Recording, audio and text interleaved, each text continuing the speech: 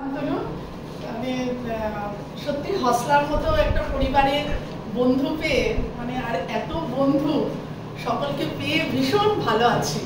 আর ও যে গীতার কথা বললো, গীতার যে শ্লোকটা আমি সব থেকে বেশি মেনে চলি সেটা হচ্ছে, আমাকে কেউ অপমান করুক, কেউ খুব ভালো বলুক, আমি তাতে বিচলিত হই না।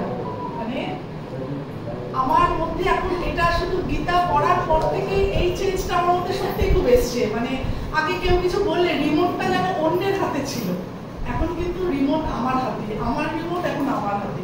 আমি যেভাবে মনে করি নিজেকে চালাবো, স্বাধীনতা বজায় রেখে, শালীনতা বজায় রেখে আমি আমার মতো চলতে ভালোবাসি। তাতে আমাকে কে কি বললো আমার কিছু যায় আসে ব্যাপার।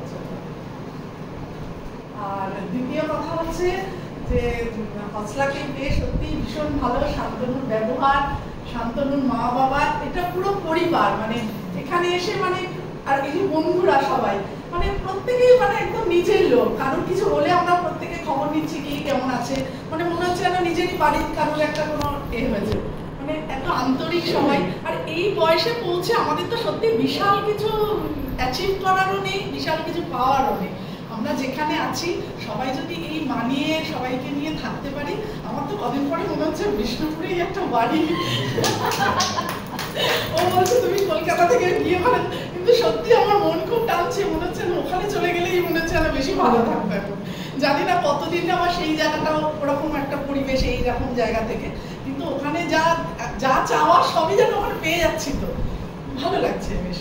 যাই হোক, আর ঠিক আছে, হসলার উন্নতি হোক, আমরা এরকম ভাবেই চলি সবাই মিলে। তা আমি একটা কবিতাও বলছে, তা সবাই